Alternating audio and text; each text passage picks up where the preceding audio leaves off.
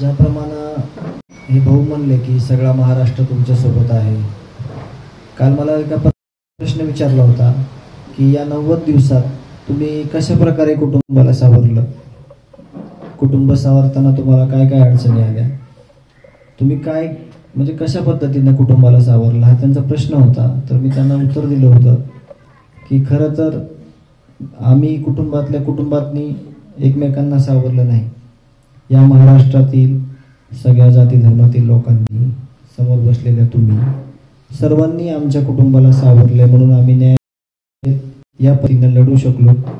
खरं तर तो न्याय नाही आपल्यासाठी, आपला निष्पाप भाऊ, आपला निष्पाप मुलगा, गावचा प्रतिनिधी, कुटुंबाचा प्रमुख, या लोकांनी त्यांचे काही जे काळे धंदे होते, त्यांची काही जी टोळी होती, विनाकारण घेतलेला बळी आहे. त्याच्यामुळे ह्यांना फाशी झाली तरी ह्यांच्या होणार आहे, ह्यांचे जे काळे धंदे होणार आहे. आपल्याला कुठं न्याय मिळणार आहे? जर माणूस असता तर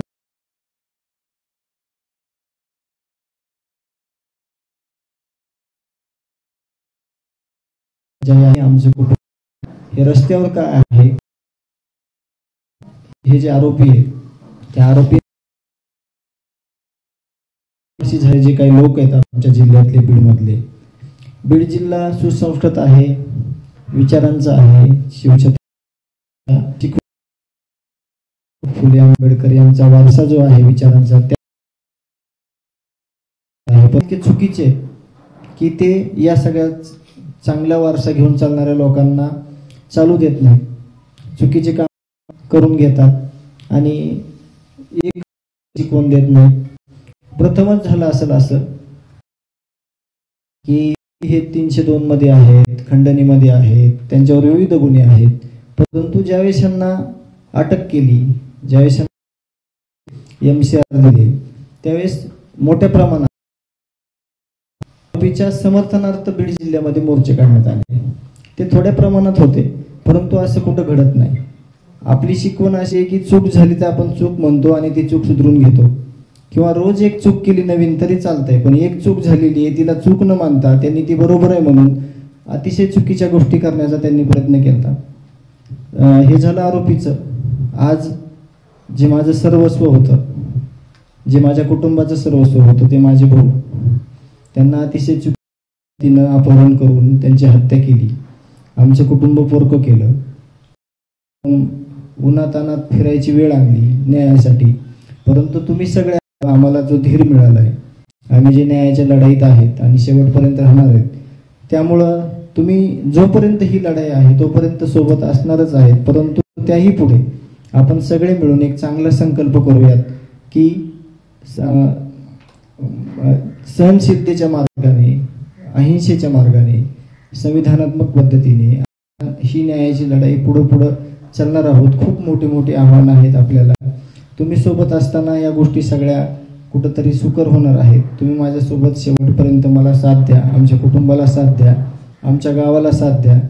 जे गाव आहे आमचं, जे 15-20 वर्ष निस्वार्थीपणे ज्या कुटुंब प्रमुखांनी, आमच्या संतोष अण्णा देशमुख यांनी केलं गावावर, ते प्रेम तुम्ही अख्ख्या महाराष्ट्राला असेल की एवढं गावावर प्रेम का होतं.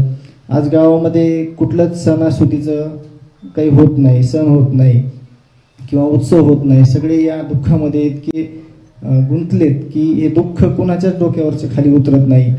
त्यामुळे अण्णाचं एवढं प्रेम होतं गावावर, तेच गावाने अण्णावर सुद्धा तसंच प्रेम होतं.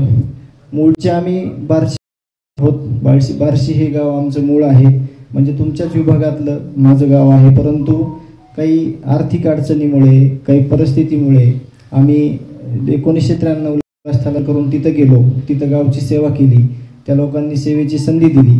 आणि खरं तर ते गावचे सरपंच होते, परंतु ते गावच त्यांना सांभाळत होतं, ते गावाला सांभाळत नव्हते.